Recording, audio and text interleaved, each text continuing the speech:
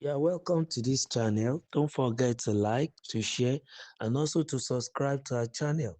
In the news, reactions after it was announced that Peter Obi, El-Rufai, have been exempted from defecting to APC. There has been a flood of reactions across social media after news broke that Peter Gregory Obi, the former governor of Anambra State, and Malam Nasir El-Rufai, the former governor of Kaduna State, will not be required to officially defect to the African Democratic Congress, ADC. This information was revealed in a viral post made on the official X account of Punch on Thursday, July 31st, 2025. The decision comes after both political figures joined forces with other opposition leaders to adopt the ADC as a joint coalition platform ahead of the 2027 general elections. According to the online report, both Obi and El-Rufai can continue to work with the coalition while maintaining their membership in the Labour Party LP and Social Democratic Party SDP, respectively.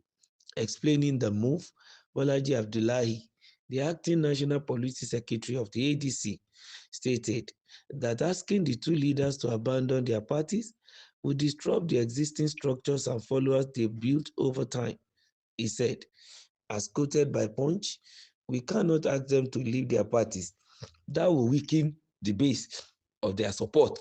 So, they were given a concession to remain in their respective parties until after the elections. The revelation stirred conversation online, with many users sharing their opinions, and these are the opinions and comments of the various social media platforms.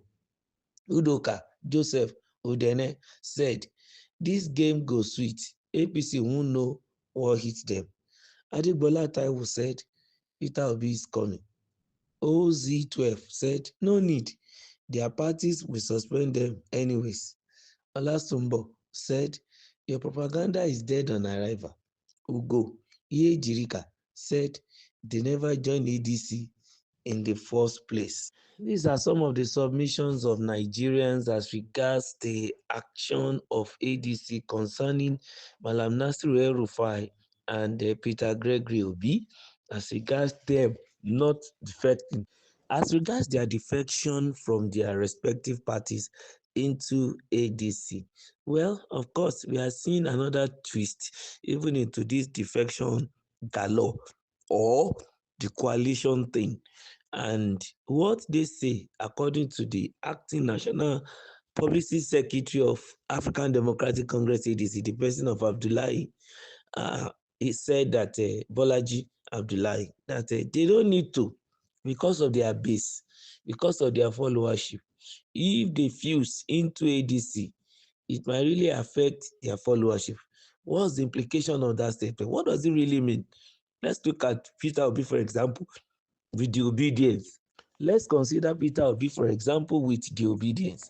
The obedience are followers that believes in Peter Obi's presidency, and they're a group of young men and women and some other Nigerians who have a cult-like followership as far as Obi is concerned, and their mandate is that Peter Obi should contest for presidency, and then they are ready to put in their votes to make sure that he becomes the president in 2027, like they tried in 2023. And knowing fully well that there are a lot of intrigues and permutations that may go on in ADC, which eventually, if it does not, result into giving the ticket of the presidency even to a Peter Obi, maybe another person is given, is going to affect the obedience, because the belief is that Peter Obi should run as the principal, not as a subordinate. And it means that if that is the permutation, it's going to scatter the plan of ADC, and they may not be able to get the numbers they're expecting from a Peter Obi. And also, they are also preempting that peradventure that happens, and if a Peter Obi has fused into the party before and it happens and he decide to pull out again, he might as well pull out with other supporters from other people that are already in, probably because of the fact that they are mixing together, they have a better understanding and they may want to switch side in order to support a Peter Obi, probably because of the influence of the man or his obedient movement or things like that. Not only that too, they are also looking at it from the angle probably of the Labour Party, where Peter Obi is coming from, that party boasts of being a pan-Nigerian party.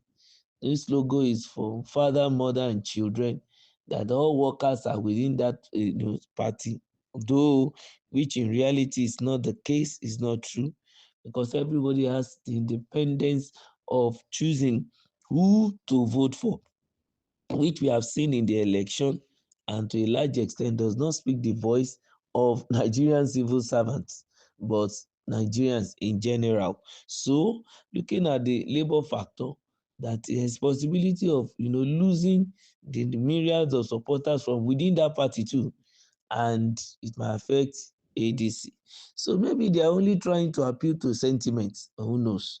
And for Nasiru El-Rufai, his support base, the question is, what are his support base? Who are the people at his support base? But let's pick it on a face value that yes, he also has his own myriads of supporters and they will want to work together.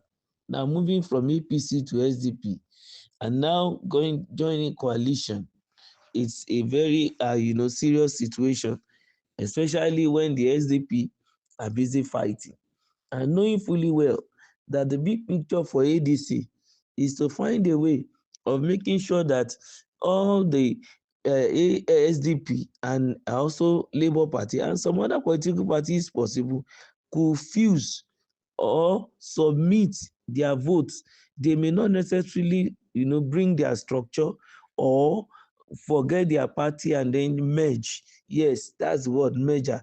They may not merge, but they can work together in coalition, probably adopting the same presidential candidate only.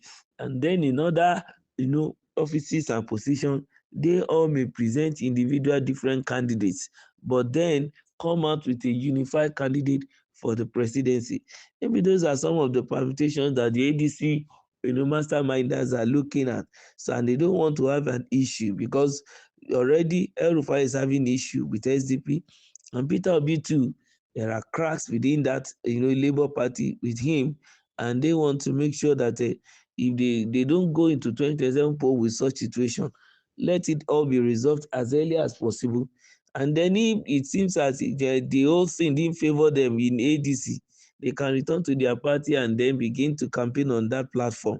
So we're still waiting to see what is going to be the result of this exemption. Keep liking our channel. Don't forget to subscribe and make sure you give us your thumbs up. Thank you.